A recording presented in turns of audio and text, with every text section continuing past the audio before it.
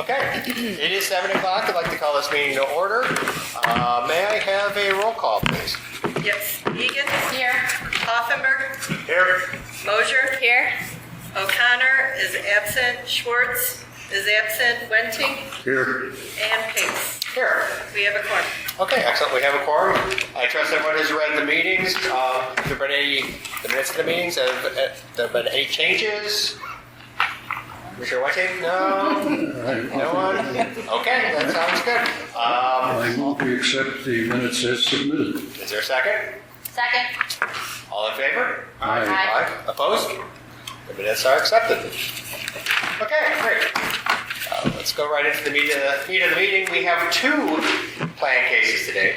The first plan case is case number 274. It is a lot consolidation of lots 811 through 91 on West Linden Grove Avenue. Staff, is there any introduction? Just a brief one.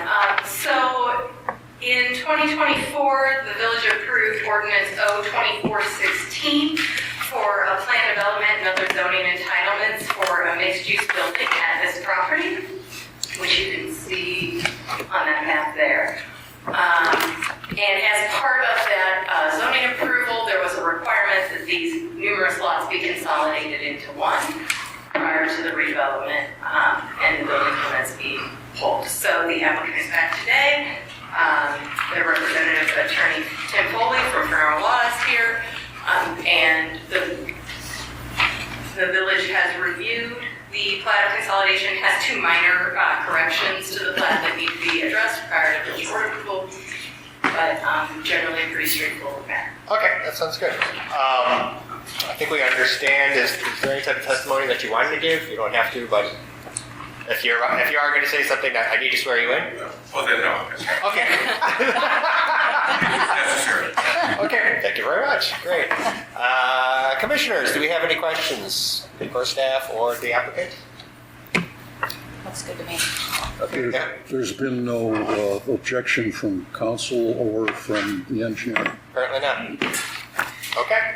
Without further ado, does anyone have any concerns about the staff has two minor adjustments? Have they been corrected already, or we still? Yeah, but they will be prior to village board approval. Okay. So, would like to move the acceptance of this?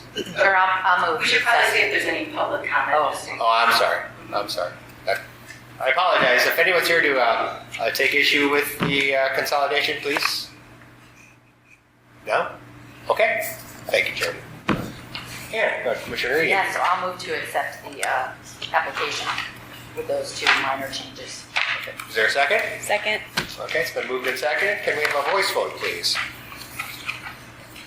Okay. Sorry. Egan? Aye. Mosier? Aye. Wenting? Aye. Hoffenberg? Aye. And Pace. Aye. Motion carried. Thank you. Sorry. Thank you. Okay, moving on. Second case today is the plan case number 282. It's a text amendment and a special use permit for short-term residential rentals at 108 through 110 Calendar with the 108 Calendar LLC. Dan Spain as the owner of that property. Staff, can we have a little introduction? Absolutely. So there are two parts to this application. One is a text amendment to allow short-term rentals as a special use in the C1 zoning district. And then the other is an application to allow for 5 short-term rental units with a special use permit at 108 110 Calendar on the second floor.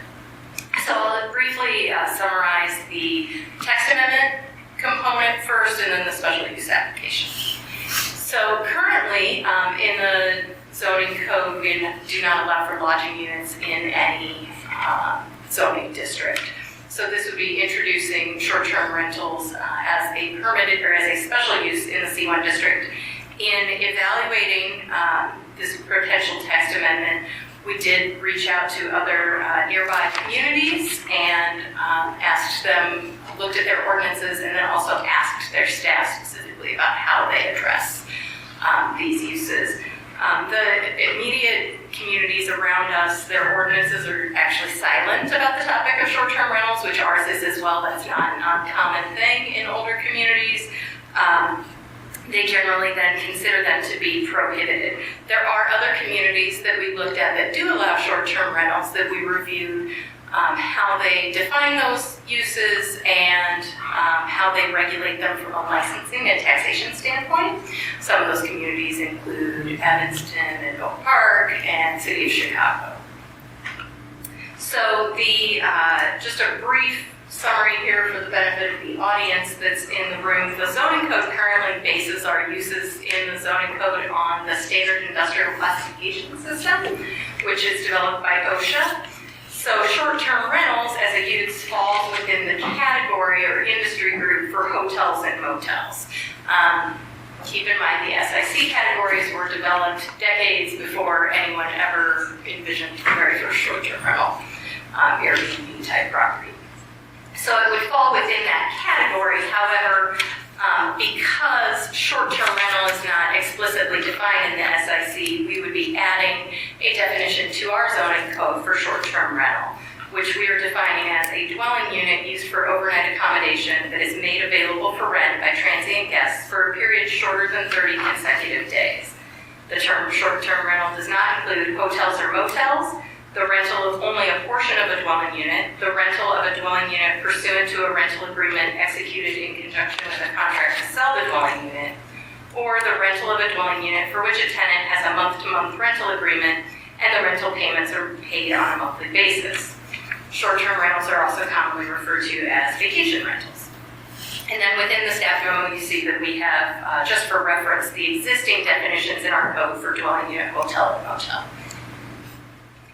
There are two standards for amendments to the text of the zoning code. One is the consistency of the proposed amendments with the purposes of the zoning code, which also then refers to our comprehensive plan, because the zoning code is intended to implement the vision of the comprehensive plan. The applicant states that they believe the proposed short-term rentals comply with the purposes of the plan and will help benefit the vitality of the C1 commercial district. The comprehensive plan doesn't specifically address lodging, but does address other goals related to economic development and the downtown business district. The comprehensive plan also supports the development of new housing types and recommends making additional steps to diversify our housing stock and provide housing options at various different price points. There's been considerable amount of debate across the country about the impact of short-term rentals on housing affordability, so staff did include some analysis there. It's unknown whether those factors would be at play in a community like the Grange that's not a tourist destination. However, all of the housing units in the C1 district represent 1.6% of total housing units in the Grange. So because this amendment is focused just on the C1 district, it's a fairly limited potential impact. Also, it's unknown whether those units are currently being rented at affordable rates. And through making the use a special use permit, the village could have additional controls in sort of making sure that it wasn't, we weren't getting too many short-term rentals within a specific area, whether for affordable housing reasons or any number of other reasons that we may want to limit those.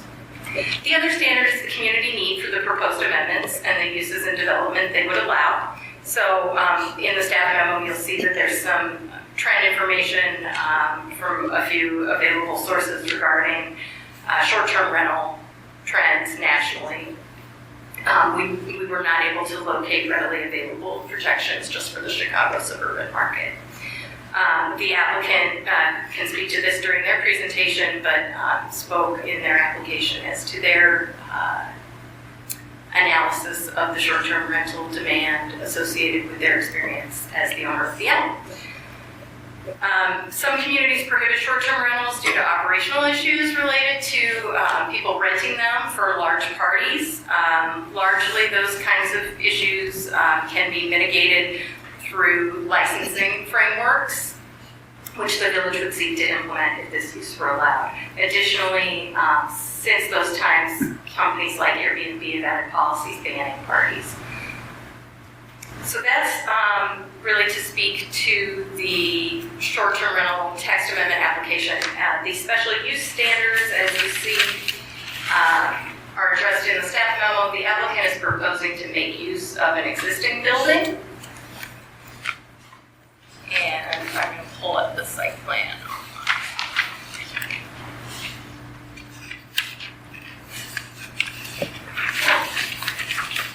So there won't be any exterior changes to the building. It's really modifying the second floor. So here's the first floor plan. Let me go turn the TV on for the benefit. Oh, timed out.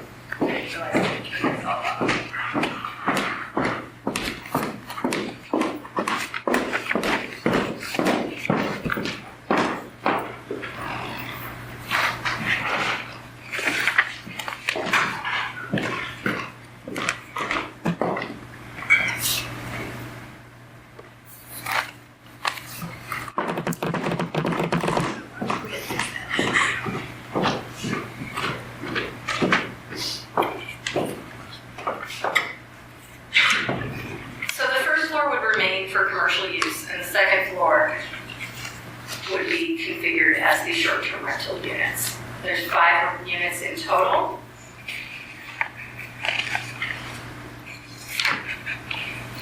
One of the criteria for approval of a special use permit is that there's no traffic congestion.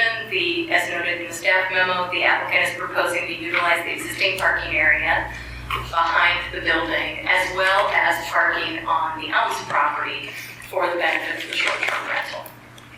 There generally are no minimum parking requirements in the C1 district, but as a special use permit, the village does have the discretion to require parking. Additionally, in staff's recommendation related to the text amendment, we do feel this use is an appropriate one to have a minimum parking requirement, even within the C1. The applicant's proposal to use the nearby Elm property is permitted under our zoning code. We do allow for off-site parking to satisfy parking requirements when there is a parking arrangement, a shared parking arrangement in place. So in conclusion, staff recommends approval of the proposed text amendment with conditions. The proposed text amendment must be accompanied by the creation of a short-term rental licensing, inspection, and monitoring framework in the code of ordinances. These kinds of frameworks generally include things like fees or taxes, annual life safety inspections, and other life safety requirements, proof of general liability insurance, and requirements related to contact information for the operators of the short-term rental unit. So if there ever is an emergency or an issue, we have people that we can reach out to and get in contact with. The zoning code should include a requirement that short-term rentals provide a minimum of 1 off-street parking space for every short-term rental unit. The zoning code should include a limitation that short-term rentals may not have signage exceeding 1 square foot in area. And the short-term rentals, of course, are not permitted in first floor locations because we don't allow for residential type uses on the first floor. With respect to the special use permit and site plan approval, the Plan Commission can recommend, just like with the text amendment, has the opportunity to recommend approval with modifications or conditions, or recommend denial. Staff offers a few conditions for consideration by the Commission: that the special use permit be issued only to the applicant for the sole benefit of the applicant, and is only transferable upon village board approval. That the applicant must enter into and maintain an agreement with the Elm to provide guest parking as proposed. And that agreement must be reviewed and approved by the village attorney prior to the special use permit being granted, and should include a visual representation of the parking spaces on each property to be used for short-term rentals and the proposed pedestrian access route. The applicant must provide communication to all renters regarding vehicle access and parking, including pedestrian routes, and that the special use, of course, would be required to comply with all current and future village short-term rental licensing, inspection, and monitoring requirements. Okay. That concludes my presentation. Thank you very much. Now we'll have questions for staff. I guess I got a quick one. I understand the applicant owns the building. Is there any relationship between the rentals upstairs and any requirements downstairs as far as it being some kind of retail space or connected ownership between the two? No, so this is a second floor use. It would be permitted just on that second floor. At least that's what staff is recommending for the text amendment. The short-term rentals would only be allowed above the first floor. So the first floor would remain fully for commercial use. Any permitted or special use allowed for in the C1 district. Okay. And they have to have one ownership because it's one building? They don't. We frequently have different entities, whether it's related individuals or not, or completely separate businesses on one floor versus a second floor. For example, above Cleo's, there's a variety of mental health professionals that rent suites on the second floor. Okay, great. Commissioners, other questions for staff? I have a question.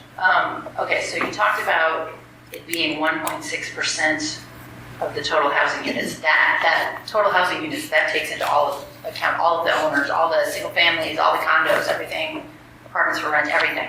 Okay, so there's 95 multifamily units in the C1 district. So if this code amendment, text amendment passes, then all 95 of those would be available for short-term rentals? No, without a special. With a special, right, if they apply for a special They use. could be eligible to apply for a special use permit to do short-term rental, assuming they could also provide one parking space per unit.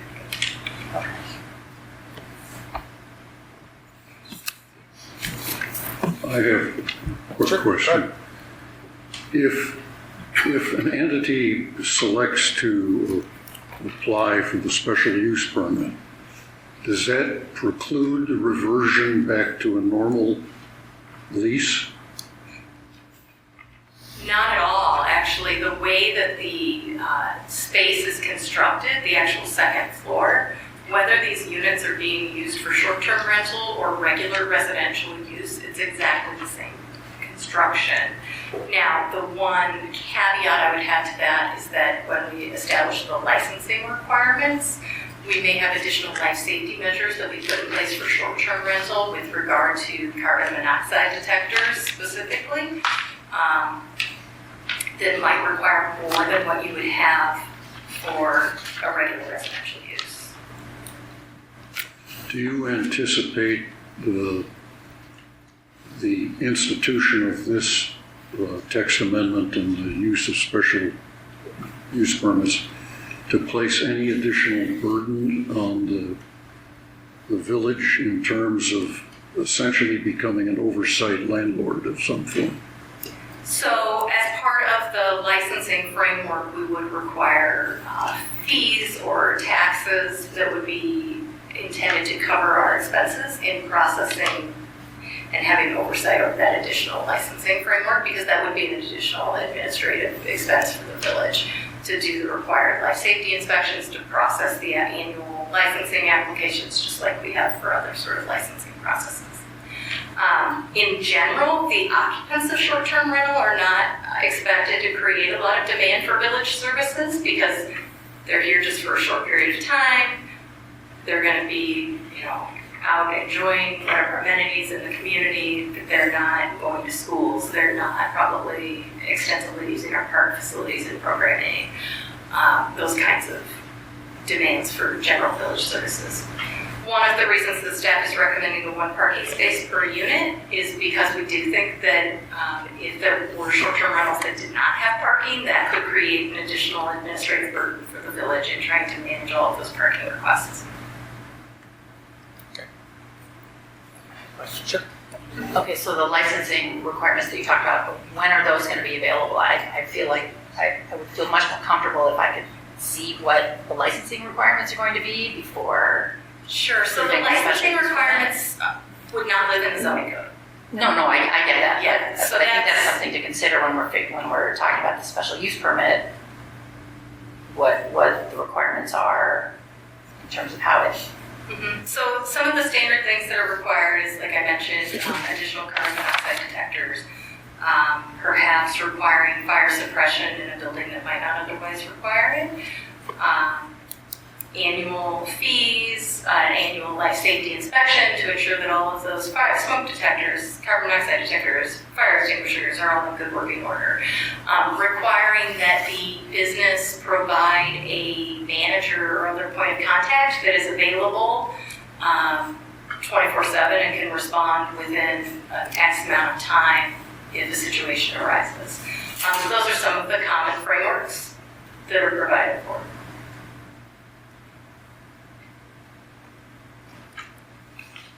I have a quick question. When you defined short-term rentals and further on you define dwelling units, the very last words is to share by one family.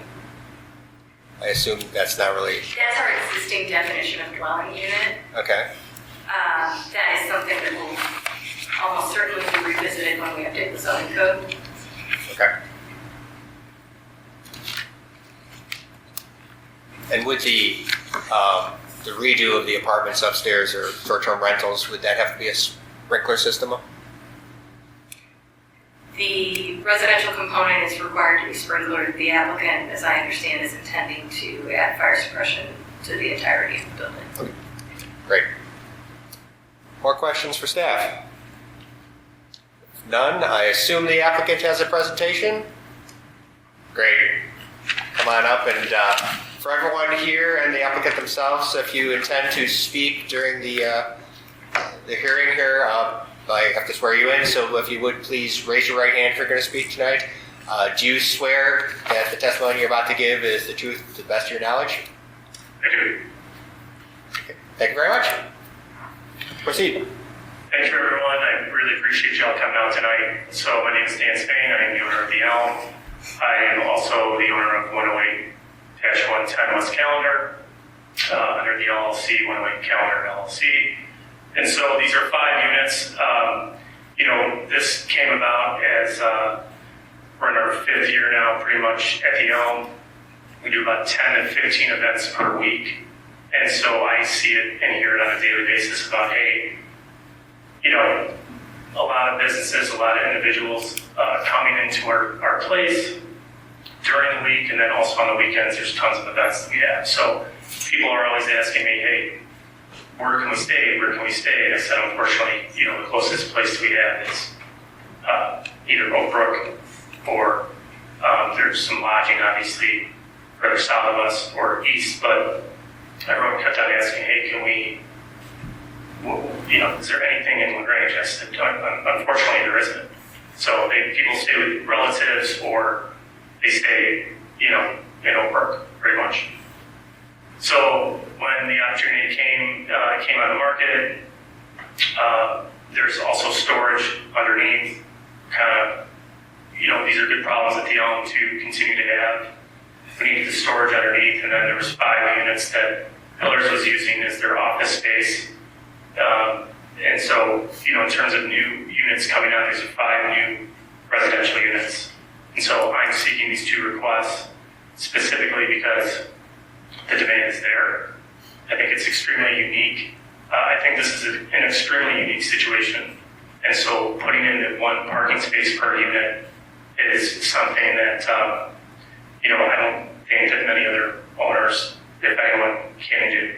And so if people are coming, which a lot of people do, whether it's a flight from, into Midway or O'Hare, which some people do, some people also come from Indiana, the Midwest, kind of all over the state. And so, again, these are not normal circumstances, but when you have 10 to 15 events per week, and a lot of it is for 2-3 days at a time, the opportunity to have the 8 spaces that I have behind the Elm and the 4 spaces that are behind 108 Calendar, and really those would be tandem. It's a very unique opportunity to look, I think, on the short term, that there's a housing shortage throughout the United States. LaGrange is also part of that, a large part of that. And so the short term, I went out to Scottsdale, I stayed at an Airbnb, highly affluent community. They did not have that parking restriction. I went and had breakfast, lunch, and dinner at all the local businesses. And so it's not only for the Elm, anyone can do it. And there's a lot of people like coming to our town, and this is a great thing. There's people that want to come out and just experience it for 2 days a week, 2 weeks. And so this will give people the opportunity to really see our downtown, see what we're all about, and go and visit all the businesses. And so that's something that's obviously would be new. And I'm super excited to have the opportunity to present this to you and, really show off our village and our downtown community. The units are small. There's my wife and I, so we have 1 3-bedroom, 1 bath, 2 2-bedroom, 1 bath, and 2 1-bedroom, 1 bath. And they're about, the smallest one is about 500 square feet, and the largest one is about 800 square feet. And so, my team, I have a very large team. Obviously, it's not just me. They have done an incredible job, and we would continue to utilize my team from the Elm, along with an outside, cleaning service that we use to oversee the daily, 24/7 operation of these short-term rentals. But in terms of, any parties being happening, I don't see that because of the sheer size of the units. And obviously, I live very close by. My team is literally right there. I don't foresee any issues of that happening. So, I'm obviously willing to work with the village staff, and, figure out ways so that we can continue to bring people in this community, enjoy our community, and keep the good thing going that we have. Okay, great. I have a quick question for you. Obviously, you've read through the staff's presentation, and I'm sure you've talked to staff. Of the extra conditions and additions that they would want, is there any of those conditions that you have a concern with at all? The licensing? No. Okay. Commissioner's question. Yeah.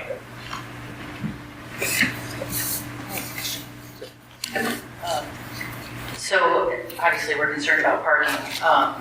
What is and you mentioned there what spaces are available. What is the effect that it will have on the Elm if you are required to have 5 parking spaces available?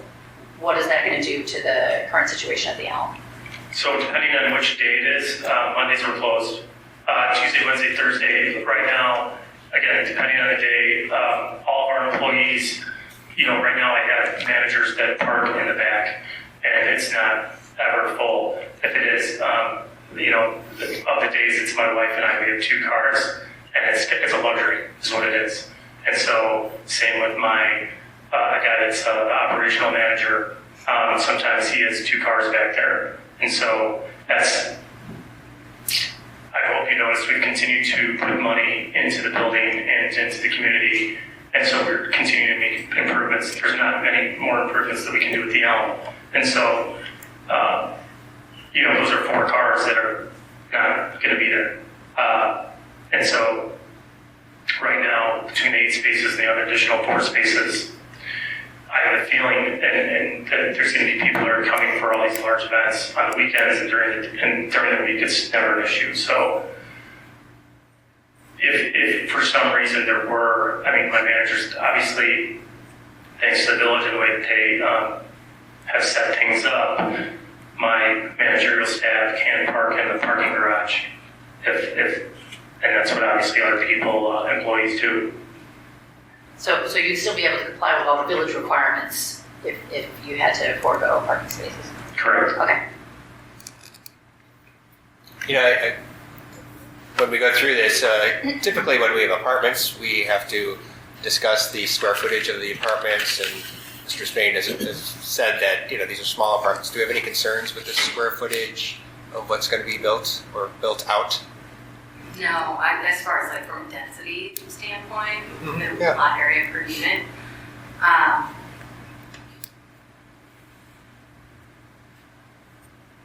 I don't specifically, I can calculate that number for you while you take the public comment and provide that to you. Okay, it's just, we do it for every other apartment. Right, I think what's a little distinct about this is it's sort of an adaptive reuse of an existing building that previously, it was offices, but before it was offices, it was apartments decades ago, so it's sort of returning it back to its original state from our perspective.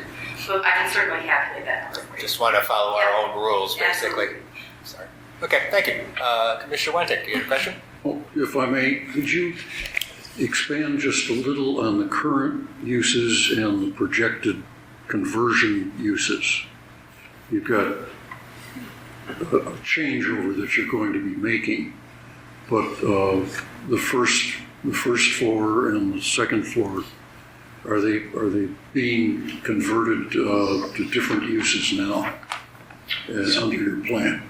Sure. So right now, we are in the process of rehabbing the units. We are almost at insulation.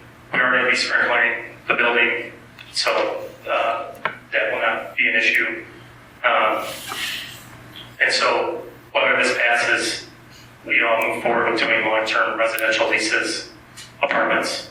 I'm not going to condo it out. But the goal would be there's a huge demand in my eyes to have short-term rentals. So that's obviously why I'm for you this evening.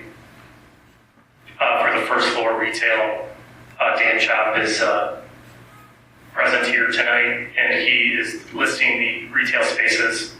And so we have a couple suitors. We haven't had it out there on the market for that long. I don't see a restaurant type of space, even though it is allowed. It would be something that was currently allowed with the zoning code. I won't go into specifics, but something that I think will obviously add to the community as well. But it will not be Okay. a restaurant space. More questions? If none, then thank you for your presentation. I think we'll have the audience have a chance to ask questions of us or make statements if possible. Sure, thank you. Thank you.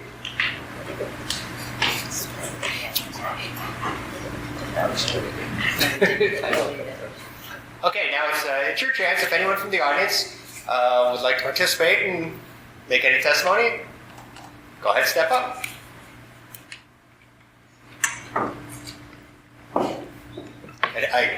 And sorry, I have to ask, did you swear when we did the I judgment? wasn't sure you were asking the rest of us who testified to swear. I'm willing to do that now, if you don't mind.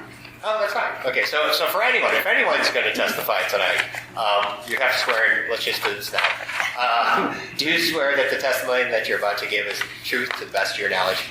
Yes, it is. Anyone else that's going to testify? Yes? Thank you. Yes. One more. Ms. Mosher? My name is Peg Moster, and I've appeared before you before. I'm with the Grange area League of Women Voters and their Affordable Housing Committee. I think my first reaction is that this is a slippery slope. And number two, we're not a park or Evanston size-wise. And that there is a reason why our surrounding communities have not followed the path of instituting transient or temporary housing. But even more importantly, I think it flies in the face of something that we've been trying to address for quite some time now. That microphone louder because she's very difficult to hear. If she can maybe pull it closer to her. I'll try not to swallow it. But anyway, we've been working on this for a long time to recognize the need for affordable housing in the Grange. It is mentioned, I think it was mentioned earlier, that there is reference in the comprehensive plan that was just signed off on. We're hoping as there is review of the zoning code in the future that we will be able to address it through that medium, because right now affordable housing is really not something we can do here because we are unable to attract affordable housing developers. To qualify for that, the village would have to put inclusionary zoning language in their ordinances. But that's for another day. Right now we're talking about the temporary housing. And I think it's overlooking an opportunity that we could have if Mr. Spain was willing to go down that route, which is that historically, if there were apartments above that facility at one time, could afford people who would like to live in the village but maybe cannot afford the going rate, as I think historically the rents are a little lower when they're above a commercial facility on the first floor. If you were in a standalone apartment building on a residential street, I can guarantee you that the rents would probably be higher. But I would like you to consider that, again, slippery slope. If one person starts it, you can be sure that that opens the door to a lot more. And so then we have the possibility, the potential, affordable housing will be eaten up by transient housing. So thank you for your time. Thank you. Next.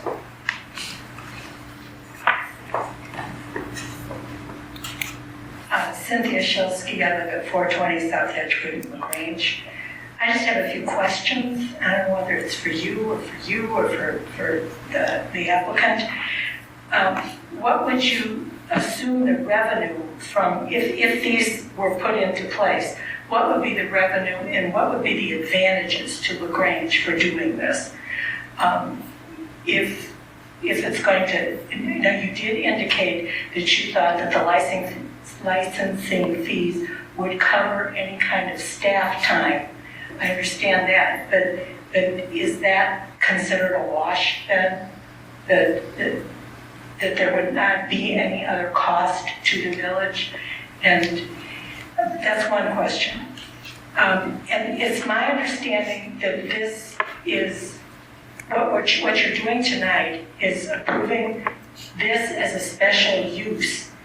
It's referring to this particular applicant, but once this is in place, then anyone in this commercial one area could apply for this. Am I understanding that correctly? I think in general, first you're making the text amendment to change some of the zoning, and that would allow people to come before the village and try to get a special use permit to actually do exactly what Mr. Spain is trying to do.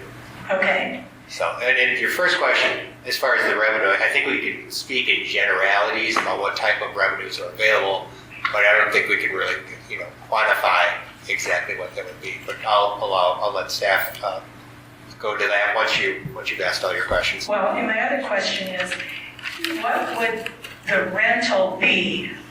I mean, what does he project? Would this be a nightly rate? Would this be a weekly rate? Would this be a monthly rate for the short-term rentals? And how would that compare with a month-to-month rent kind of situation? And maybe that, I don't know if he has projected that at this point or not. But I'm just curious to know if someone wanted to rent this on a month-to-month basis, would that be cost prohibitive for someone? Or, because when you go to a place and you pay a nightly rate, often it's $1,000 a night. Or for a week it's, $5,000.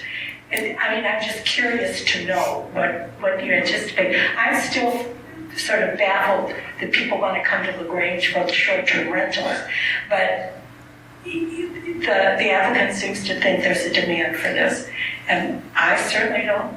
I don't know everything, so I think in kind of the same response. In generalities, I think the applicant can address what type of short-term rentals we're talking. Again, I don't think any financial comparisons is a fair question for an applicant at this point. But certainly the question, and Mr. Spain, if you can answer this. So far, it's been short-term rentals, so you're talking a night or two, I believe, to rent to people. Two-night minimum. Okay. Up to 30 days, but more so it's 2 nights I foresee 2 to 3 nights. Okay. And we're talking generally, and I know there's probably some exceptions, mostly for people who are having events at your place. Events and people that are doing business in the western suburbs of Chicagoland. Okay. Whether it be locally or anywhere in between Chicago and Naperville. Okay. okay. Great. And then, I guess staff could probably answer the question as far as what type of taxes there may be or what other types of revenue are available. Sure. So there are a couple different models out there. There's regular licensing fees. There's also separate lodging taxes, but communities have applied and then used those funds towards purposes like economic development or tourism attraction. That's really a consideration for the village board to have in their rule if we were to implement some sort of a tax. But certainly with any of our fees, we attempt to cover our direct expenses in processing those applications through those fee structures. Okay, thank you. Well, thank you. More questions, comments from the audience? My name is Sarah Highline, and I live at 14 South Ashland. And I wondered, one question is, what if the owner right now sells the property? Does the special unit permit go with that property? So the recommendation of staff is that the special use permit would be for this entity only and would not be transferable without village board approval. Okay, because, I mean, if you were to go ahead and approve it, you're only approving it really with 2 parking spots. I mean, the rest of the parking spots are on a different property. So if he sells it, then, that would be disconnected then. So I guess that would be a concern. Well, that's one of the other recommendations, is that there would be an actual parking agreement between the 2 entities, the legal entity that owns the Elm property and the legal entity that owns 108. Okay. And then my experience when I've rented places is for every bedroom, a couple will stay in there, and you'll get, so if there's a 2-bedroom unit, you'll get 2 sets of cars at least. So you have, what do you have? Well, how many bedrooms do you have there total? 2, 4, 6, 7, 8, 9, 10? You have 10 bedrooms. And I wouldn't be surprised if you had 10 cars that needed to park there. Okay, thank you. Any other questions, comments, testimony? If none, then, okay, great. Commissioners, more questions for staff, for the applicants? I have a question for staff. Do you know how many of the 95 multifamily units that are currently in the C1 district have on-site parking? I would say it is the minority, Okay. not the majority. I can't give you a specific number. Okay. Other questions? I have a follow-up question for Mr. Spain. Regarding the layout of the proposed units, is the entrance only from the rear area? No. So,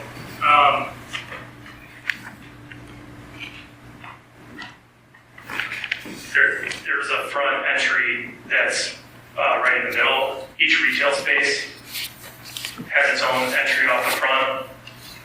There's a separate egress off of the back.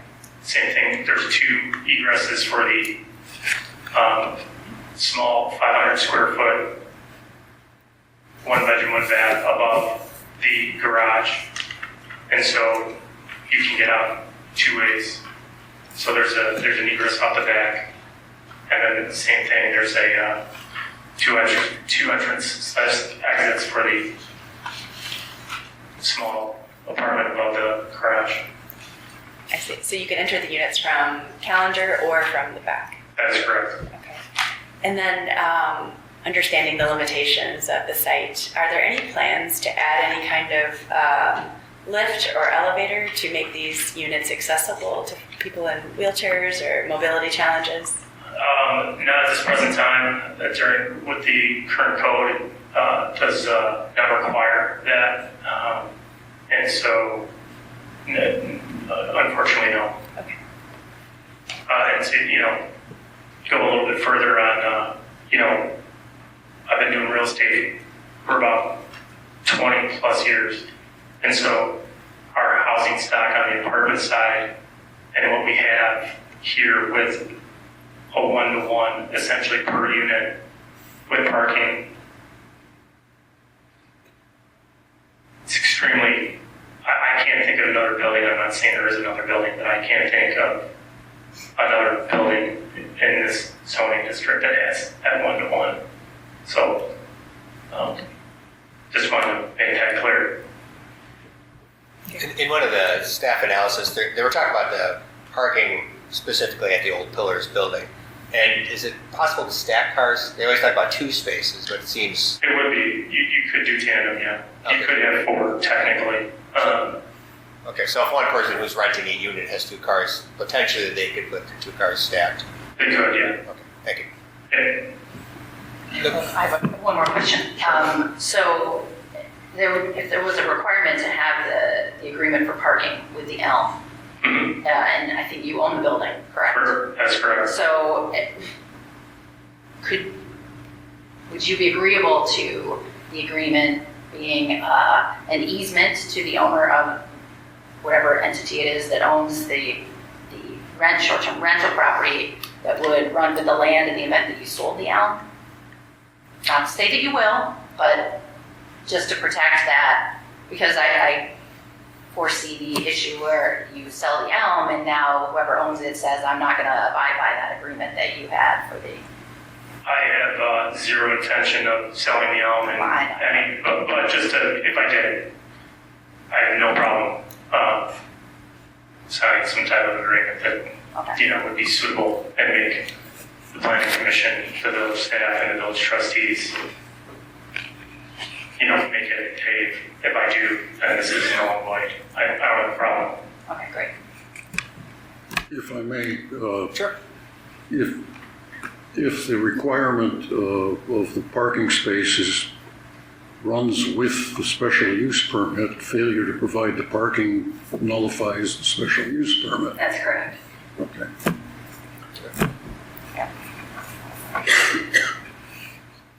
Thank you. Thank you. That was no more questions. Okay, good. Okay, seems like there's no more Yes, questions. I do have the answer for you. Oh, sure. So as a commercial use, there is no lot area per unit for Okay. the lodging. If the applicant were to convert them to residential apartments under the current zoning code, they would have to consolidate. You know how they have 2 and 2? Mhm. Those would have to be 1 and 1 That's to down. get down to 3 total units. So now say that again, this is classified as a commercial use? Right, because it's not a residential dwelling unit, it is a short-term rental in a lodging category, Okay. like a hotel or motel. Okay, It does not have a lot area per unit. good answer. Thank you. Sure, another question? I have one more question for you. So as we look at the text amendment, you've got the definition of short-term rental. Where in there would it reflect a minimum parking requirement for on-site parking? Should that be in the definition of short-term rental, or is that Would go in the standards for special use Okay. section. So we didn't exactly spell that out in that certain section of the code, but that is where we would put the standards for special use. You know, when you're reviewing various different special use permits, it always talks about and other standards, and most of our special uses don't have other standards, but some of them do. Okay, and so that gets added, what, at the time the special use is reviewed, or? At the time we do the text amendment Okay. permits for the village board's consideration, we would put that in. Mr. Hoffenberg? Yeah, and Charity, when you did the research on the surrounding communities, I know you had mentioned most just stayed silent on it, but you mentioned Oak Park and Evanston as ones that you said permitted it. Correct. Any other requirements that they've handed down in those codes that you found that, should be discussed here? And then the second question is, I thought you mentioned in there that there weren't, at least in the surrounding communities, any that really prohibited it, but have you found, maybe outside our little area, other communities, because obviously Evanston being a little bit further away, Oak Park being further away, that have actually gone to that degree of prohibiting these uses? Yeah, so some communities do outright prohibit it. I can't think of any off the top of my head, but we did find some that do prohibit it. The ones around us that their codes don't address it treat it as prohibited because just like us, their codes have a general provision that if the use is not explicitly allowed for, then it's prohibited. A lot of the issues that I'm familiar with, like Downers Grove, for example, had an issue with rowdy party at an Airbnb. They mostly come around whole house rentals on large lots. not the kind of scenario that we are looking at with this particular special use permit, or really any property in C1, where it's a smaller multifamily style unit. Thank you. Okay, if I can kind of guide us along, let's try to go with just discussion on the text amendment itself before the special use permit, so that we can get through that and then consider the special use. Questions, concerns overall, and also please make sure you read numbers 1 through 4 on the staff's recommendations for additions. That would be page 12.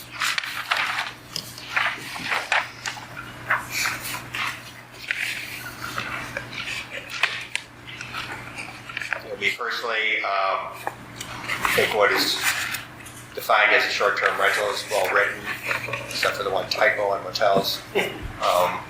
Besides that, I think I have no concerns myself. Can you pull your mic a little bit closer? Just repeating that I have no concerns about the definition of short-term rentals for the text amendment and the conditions that follow. Motion? I didn't have any issue with the 4 recommendations and conditions that were added here. They addressed all of my concerns while I was reading through the text. Okay. Commissioner Hoffenberg, you're good with legal stuff? Well, I'll tell you that I take this at a more higher level approach, having just gone through the entire comprehensive plan discussions, and I think the application was well done. I think the 4 conditions were well written, as was the definition. I think we all appreciate what the applicant and his wife have done to bring the element to the community, and it's fantastic. I mean, I've just been there at the Legacy Guild, but I think we all really love what that has brought to this community. The concern that I have, and I'm really struggling with this, is I do agree with one of the public comments that this is creating a slippery slope. We have 95 potential units here. I think we have to. I actually approach this from the perspective of, I don't think we can assume that there won't be others. I think we actually have to assume that there will be a lot of others. And if that is the case, because if people, what I've learned in serving on this committee is, and serving the best of the village, is that people are very creative. They'll figure out a way. And if that were to happen, I think we have to assume that there will be a significant number of applicants that come and try to petition for these special use permits for short-term rentals. And I just don't know if that is consistent with the discussions that we just had with our comprehensive plan. I didn't see that. I didn't hear that from anybody in our public comment. I didn't read that in the comments. To me, I actually took it to the opposite. I don't think that is consistent with the conversations we had. So I'm struggling with putting this in as a absolute text amendment to allow this to move forward. Because if we actually look at it from the perspective of it's unlikely that others will do this, then we're looking at this from the perspective of it's a benefit to a small group or a single applicant, which I don't think we can do. I'm not suggesting that that's what Mr. Spain is saying or that we would do, but I just look at this from the perspective of if we're creating a text amendment, we have to assume that a lot of other people are going to take advantage of it. And if we do, I just don't believe that's consistent with what the character of the village is, or the discussions of the comprehensive plan that we've dug really deep into. And I'm not sure short-term rentals, as much as I've stated a lot of Airbnbs myself, and I see the benefits of them. As Mr. Spain said, when you go to those communities, you patronize those local establishments, and that actually would drive users to some of the local restaurants and to some of the local shops. But it's just a question of, is that for the Grange? And I just come down to, based on the discussions that I had with a lot of people during our comprehensive planning, and I just don't think that is consistent with what people expect, and if the homeowners of this village expect of what we are here to preserve for this village, consistent with our comprehensive plan. So I have serious concerns about putting this in as an absolute text amendment, because then I think it's a slippery slope. You just let a lot of other residential unit owners in C1 then come and apply for these, and then we have to be fair to everybody. And if we create 95 short-term rentals, I don't know if that's consistent with what this village is. Is there a condition or an addition that would help slow that slippery slope that you can think of? And while you're thinking of that, for charity, when you talk about one parking space per unit, would it be fair if someone who owned an apartment in the C1 then leases a space with a homeowner who has an extra space in their garage? So the way that our shared parking arrangement provisions exist in the zoning code, they generally have to be located on the same block, which in C1, they're not going to be on the same block as a homeowner with a garage. Okay. Is this one on the same block? Yes, they're on the same one. They're right across the alley from one another. Across the alley? Is that the same block? Okay. Okay. One is on calendar. The other is on. Help me out. Harrison's. Okay. Okay. Discussions? It's interesting, if I may, the concept of containment is what is worrying both Jeff and me in that regard. There is the possibility, as I'm just looking at the general structure of the text amendment description, and it indicates that there is the possibility of limiting or creating a limit of licenses to have such a facility. In essence, saying there shall be no more than 6 facilities under this particular provision of the text. It can be constructed in any number of external limitations that run with the proposal. I will admit, more in light of what we just heard, there are any number of communities that I'm familiar with that are concerned with regard to the migration of investment into a community that allows and operates short-term rentals because it's more functional than as an investment as opposed to a long-term lease. And it does exactly the concern that people have with regard, it precludes the further development of occupation, is it constrains. Although it functions, it does change the character of the use of the property in general. But at the same time, if we look at that idea that I tossed out of creating a limit on licenses, we may find something to do Throw that with to staff. Is that something common or something we have done before? So liquor licenses work that way. Every time a new business comes in and requests an additional liquor license, one has to be added by the village board. We only have how many licenses as we have active liquor license holders. In conferring with the village attorney via text message just a second ago, he does say that likely we could limit the number of licenses through the licensing framework. Okay. That's interesting. That's a whole new light. Thank you, Commissioner Wenting. Commissioner Hoffenberg, we'll bounce that back to you.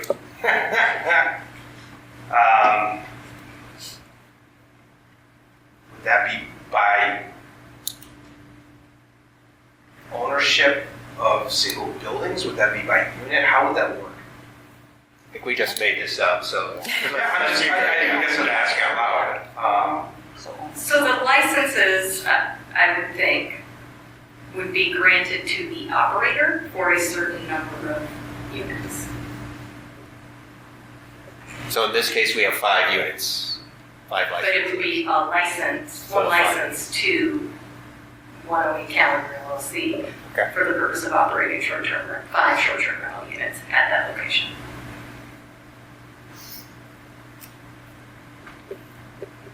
I'll be honest, I do like the idea. Thanks, Mr. Wentig. But figuring out a number or everything around it is not going to happen right away, I'm sure.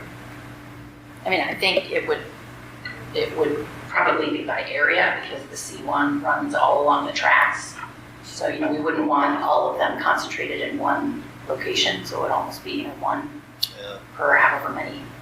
We have it in the code so many feet away or whatever. And I have seen that in certain provisions. We have that currently in the code now where you can't have them located on the same block face, which that would be like on Calendar Avenue. Can't have them within 600 feet of one another. What I observe as a staff person in the challenge with those sort of requirements is that they're intended to prevent this proliferation, but really it seems as though it more prevents flexibility in renting a vacant unit on the commercial side, because we don't see that we're getting 18 requests for the same use. It just so happens that the two we get are within that 600 feet of each other, and therefore the person can't go there and that business goes away and goes to some other town. I think that goes back to my question at the beginning of how many of these have on-site parking. Because that, I mean, it says right in here, one of the recommendations is you have to have one off-street parking space per each short-term rental unit at the property. So I read that to be it has to be on-site. So I would be curious to know how many of these 95 units in the C1 district have on-site parking available that would make them eligible to even apply for a special use. Is that, I mean, maybe it's only 10, but maybe it's 80. That would make a difference for me. So we can certainly provide some analysis as a follow-up to the commission of parking. That is just the conditions today, however. Right. Any of that is subject to change over time. Someone could convert what are currently second-floor office spaces into short-term rentals. We do have several buildings in the C1 district that have a very modest amount of parking in the rear, like one space deep right along the back of the building adjacent to an alley. How those parking spaces get attributed to the first floor users versus the second floor users of the space is varied based on the landlord and tenants. I do believe that the one parking space per unit will be a limiting factor in the growth and proliferation of short-term rental because we have such limited on-site parking available or even shared parking arrangement spaces available in the central business district.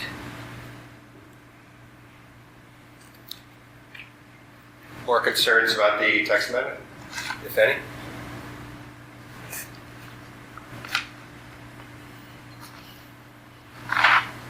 Is there any additions to the conditions?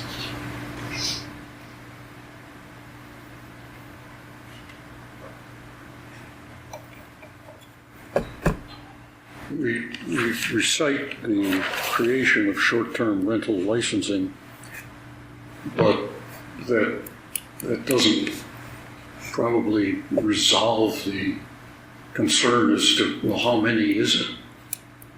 If we're talking about, if we go to a limitation, this is the place you have to put it, I think.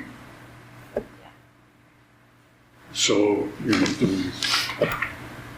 do we take a vote on whether we want to proceed with determining where to go with the number?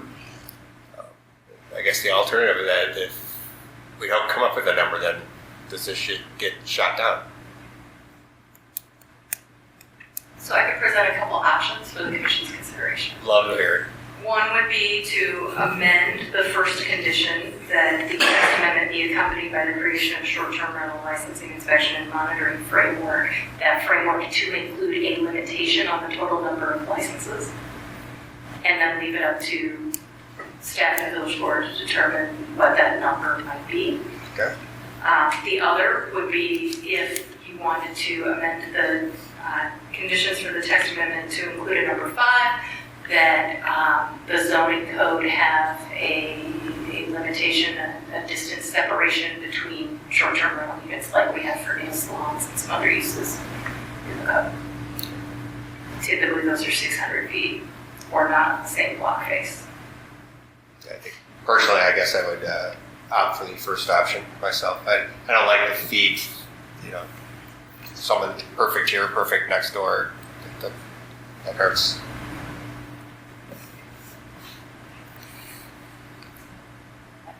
Sure. Sure. So I have a comment. As someone who's hosting a number of family coming in over the summer, this would be a great thing for me to have available for all of my family coming in who's going to have to stay in Burridge or Oakbrook. So I definitely agree. I think there's a need. I can see this being a benefit to our community. We're close to the train so that people can go downtown. Just local people, when they come in, it gives options. My concern is, again, that it's going to kind of blossom into a business model where people will move in and try to create the short-term rental market in LaGrange since it's now an option as opposed to all of the surrounding communities. So that being said, I do think that the text amendment as it's proposed with the limitation of licenses, I would say, if there's 95 rental units in the C1 that may have the possibility to be eligible for this, that no more than 10% of them would be eligible, so that'd be 9 licenses. Maybe that's even too high, but I think we definitely would need to limit it. Obviously, that can be reviewed in the future, but I think initially we need to have some kind of limitation on it. And again, it could be, as Charity suggested, that the staff comes up with the code of ordinances that govern this. But there definitely needs to be limits on what's allowed. I would have to agree. In my view, what Charity proposed to put into the first condition, I felt that was appropriate. If it's a more generic limitation, is the actual determination resolved by another hearing? Well, I think what we proposed was that staff would hash that out and bring it to the board, I believe. Correct. So the business licensing provisions of the code, that title is not under purview of a separate commission, like the Plan Commission or CEDC or something like that. It would go directly to the village board typically. If there's no further discussion, is someone willing to make a motion with the conditions listed?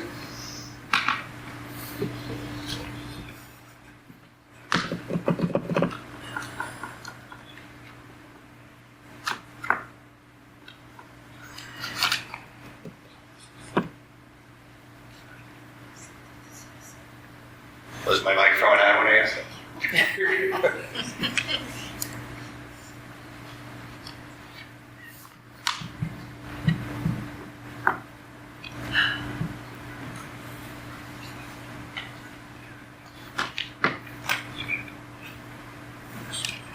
I'll just tell you that my hesitation again is that I think the proposal for that limit on licensing is a good middle ground, but it still doesn't leave me without being with the concerns I have. This is about as close as I've been on one way versus the other. The meeting we've been at in 8 years, and it's just because I have the utmost confidence that the applicant and this team will take care of the units. I know that given what they've done with their property, I have zero concerns about this use and their use, and they're going to make this building look fantastic. I have zero issues with this. It's really more of a theoretical about the village and the use of short-term units in this village based on, and I just have to look to we just spent a year going through comprehensive plan discussions with feedback from everyone in the village, and I just am struggling with whether or not this is consistent with what we just talked about. And what we got a lot of feedback about, whether or not that's consistent with with what people gave us feedback on and what they expect us to do for the next 10 years. And that's my struggle. It's actually nothing about the applicant and their use of this building. It's really more the high level of, is this what we should be doing as a text amendment for the village? I think it's a creative idea. I have the utmost confidence that they're going to do a great job with this property, whether it's short-term or long-term units. It's really more so text amendment and what it would then lead to, quite frankly, the next applicant. Well, I just think that hopefully the next applicant will also be controlled by staff's review of each individual case with the limitations of parking. I would think we would weed out potential bad actors. And I'm not as concerned about the bad actors as I am about the comment I think that was made a little while ago that what does this now do to create the perception or even image or reality that now we're open for investment business, and as opposed to more of a home residential long-term feel that has been protected for a very long time by the boards and the multiple comprehensive plan processes that this village has gone through that I've been through now twice as an owner here. And that's, I'm trying to almost like verbal vomit my concerns in my head about this. It's really, I'm struggling both ways. I am. Other commissioners, super concerned? I think valid concerns there. I do think that I think these are good backstops. The percentage, the parking, those are good ways to mitigate those concerns to a certain degree. I also look at it from a standpoint of what was happening to this property before this idea came forth. It was vacant. It didn't have, it was not adding anything to this area. And so I think this is a creative solution to bring new life to this area. But with the proper backstops, I think it could be a great thing. I think that if we limit it to what we're comfortable with, it could offer opportunities to other properties that need good, investors to come through with a solid idea to add a little bit of life to an area of our beautiful town that could use a shot in the arm. But I like that attitude. I think that's exactly what we're trying to propose. But you're right, we need the right limitations. But but I'll be honest, this does not go any further if none of us move it further, frankly. Let me run with a hypothetical here, which may not be that hypothetical. The motivation to create this use is the result of many activities and events at a facility that is essentially co-owned with the place where events occur. What if, and I'd have to sit there and think whether or not, and this is without tremendous knowledge of how this might apply to other local ordinance, is that the operator of one facility which has many events and caters those events and organizes them provides the opportunity for people going to that event to utilize the facility, which instead of being a short-term rental becomes an event rental. Bear with me, I'm struggling here. That it is not offered publicly as a short-term rental, but it is offered as part of a contingency guest using that facility. I probably just violated 4 state laws in the county, but it addresses the issue of not having to have a short-term rental text amendment. My concern is it almost appears a specific action just in favoritism of our applicant. But if we don't act on it, it's not for the applicant because there's no text amendment. unless you did do that, and I think you would have to actually ask the applicant if that would even work for him. Well, I'm not sure that the applicant would actually want to do that because that, Also, irrespective of whomever is renting it for less than 30 days to stay there, that makes it a lodging unit under the building code. yeah. And so we would have to address it somehow because our code doesn't allow for lodging units. Staff would not be able to issue a permit, even if it was just for people that were renting them. We'd have to do some text amendment to allow for it. And yeah. Well, that's what I was gonna ask. Is this the only way to do it, is with a text amendment? Our code currently does not allow for any kind of lodging units anywhere in the village. I tried. Thanks for your creative thoughts. It works. So apartments, do they need to have licenses to rent apartments? What?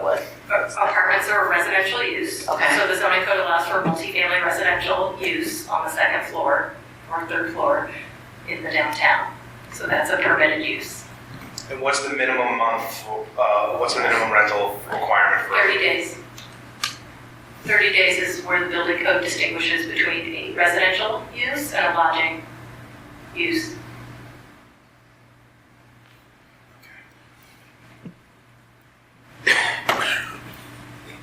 And to be honest, it's to the village's advantage to have defined terms around short-term rental because all of these communities that prohibit it have short-term rentals in their community happening, being advertised on Airbnb right now. So they've ignored it, basically.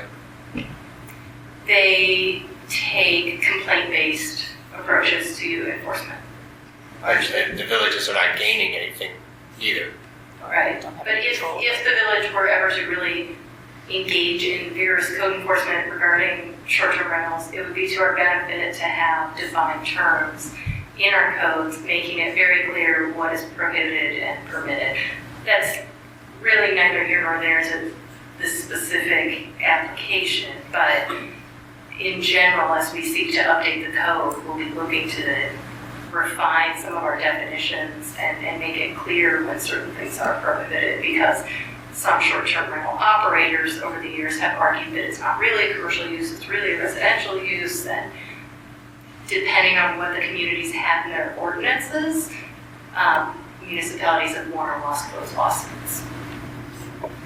If I may, Sure. at the risk of muddying the waters a little, which I already have done, I'm sure,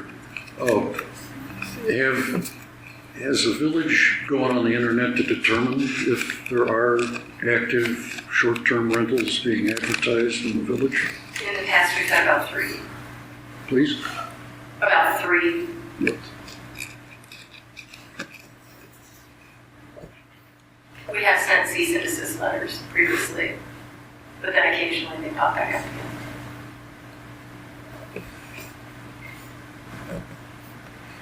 Yeah, I would rather try to give a mechanism for people to do this legally than try to hunt them down retroactively. Okay.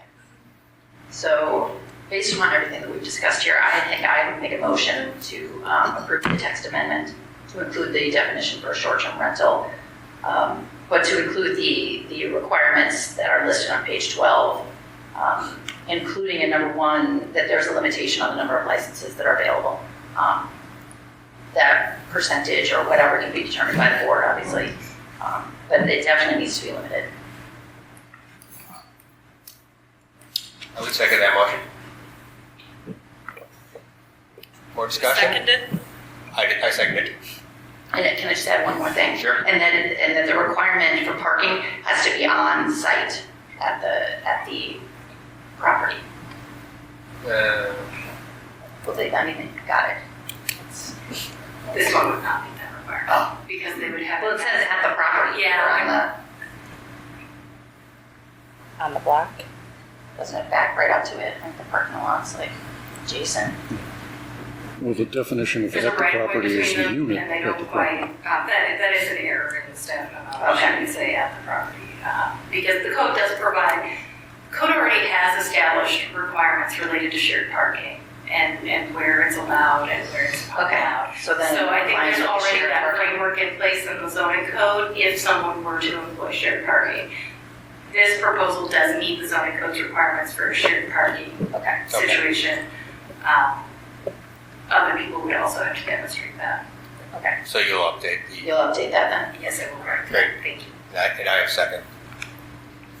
So at this point, it'd be time for a roll call vote, please. Egan. Aye. Hoffenberg.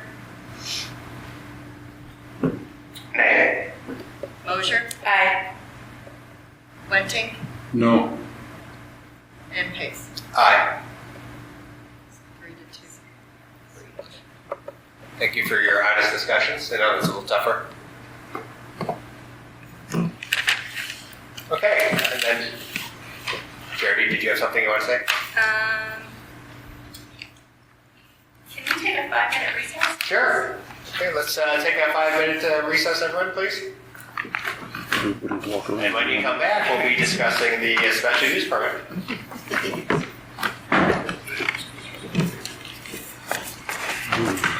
Good job. That was tough. Yeah. Good, stand your ground. That's great. The classic I was referring to. That's great. No. There's the classic case that I'm familiar with this is Carmel by the Sea, California. Why so? They have what might be called a millionaire shortage of places to live, and they have a problem of allowing development, which nobody wants to do.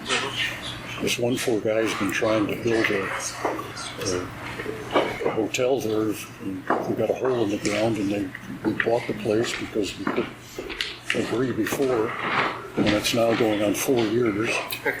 And at the same time, they literally have a squad of people who cruise the internet every week and go out and search down the short-term rentals. Wow. Because of the fact it's in such high demand. I mean, it's like down the street from, all of the nice places and a little up from Big Sur and all, I mean. They don't need short-term rentals. I was just there, and it's beautiful. And their lots are just like about a third of the size of the Grange I lots. think the greatest, I clipped one out from the Carmel Pinecone. A 1-bedroom, 1.5 bath, 458 square feet cottage Oh my gosh. for $1,500,000. Oh my gosh. Less than 500 square feet? That's really What the cost per square foot? Well, wait a minute, the lot was something like, 3,000 square feet. I mean, it was like you had to go outside to turn around, and then there was no room outside. Outside, yeah. And there are no house numbers there? No. Oh, really? Your house would be, Oh, wow. for example, your house would be 5, the number of houses from an intersection on what quadrant? Oh, that sounds 5 northwest of Ocean and San Carlos. Oh my, that's a good address. And try calling that in when there's a fire. Oh my gosh. And they have been debating, they just put another situation out to say, okay, folks, plus the fact that you have to go to pick up your mail. Oh, really? There is, if you are incapacitated and can't walk to the post office, they will deliver it. And there are a tremendous number of people who are incapacitated, mainly because they're walking on the beach. But Sounds like you want to invest. Yeah. You've done a lot of research. who's to say I haven't? Maybe.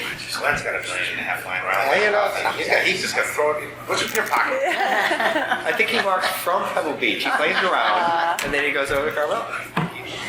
I can't afford Pebble Beach. What the heck is that? But no, that's the thing, is they've brought it back up again, that you would have the option of putting a number on your house, but we will assign a number to you. That's a first for me. Now, the obvious thing is, how do the drivers for Amazon know where the places your house That's is? a good question. But it's the police and fire that's the problem.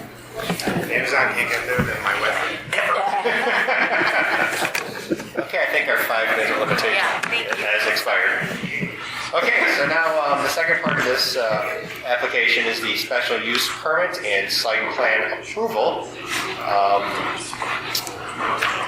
Was there any more presentation on that? We're good on that? No, thank you. I just had to check on some parliamentary Okay. procedure. Sounds good.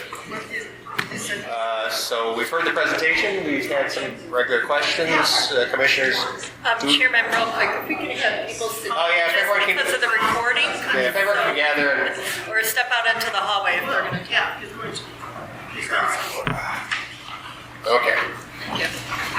Again, commissioners, if we can, if there's any questions, concerns regarding to this special use permit at this point?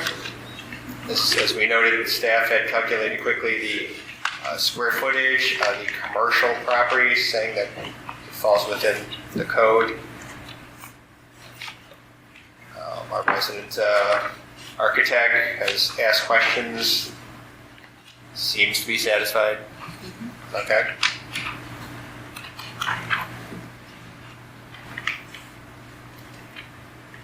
Questions, concerns? So I think it meets the requirements for a special use. The one concern that I would have would be the shared parking arrangement, not to keep going on and on about the parking.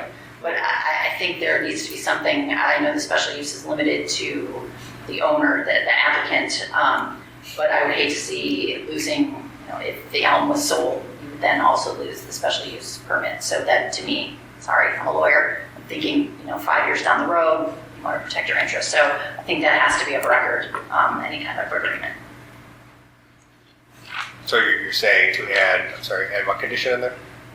That the shared parking agreement has to be some kind of easement or something with the elm, I would say. Right? It's not Okay. All right. overly complicated since you own both properties. Okay.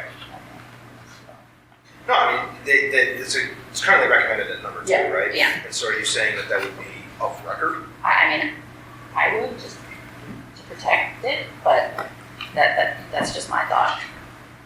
And you're specifically saying perhaps an easement. Whatever, however their attorney brings it. Okay.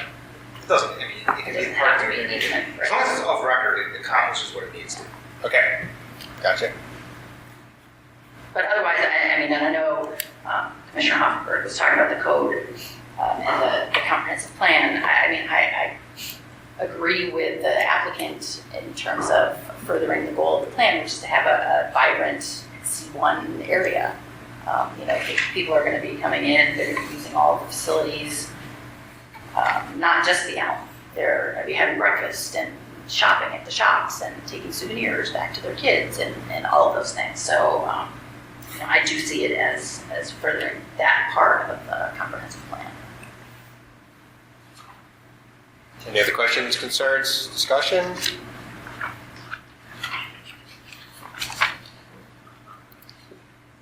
I personally do not have any concerns at this point after we've discussed everything else. Do we have to point to someone like to move to approve the special use permit and the site plan?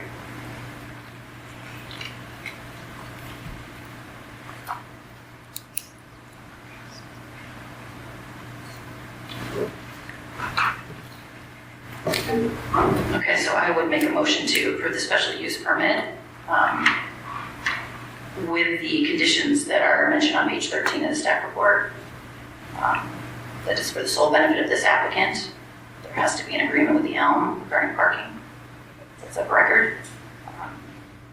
That the applicant has to provide communications to all renters, and that the special use complies with all of the requirements that the village will set forth.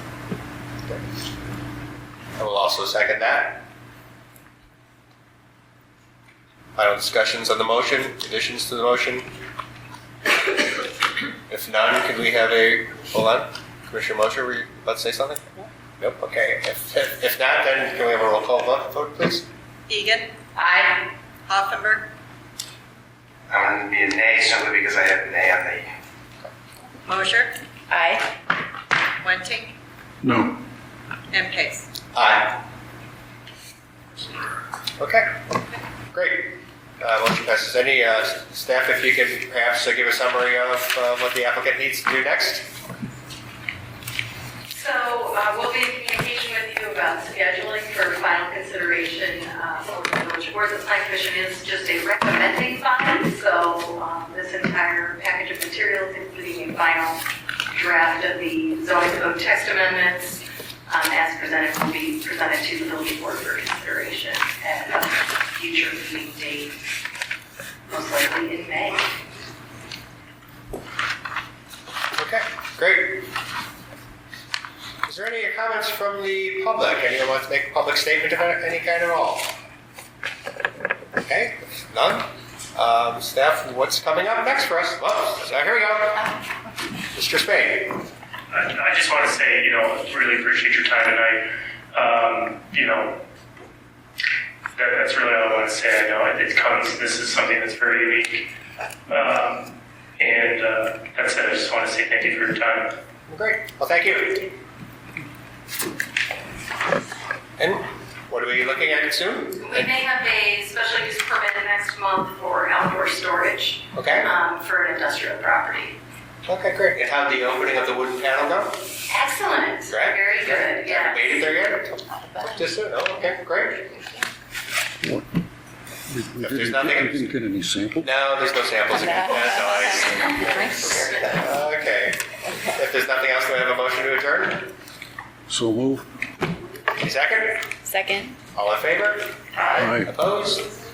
Meeting is adjourned. Thank you very much.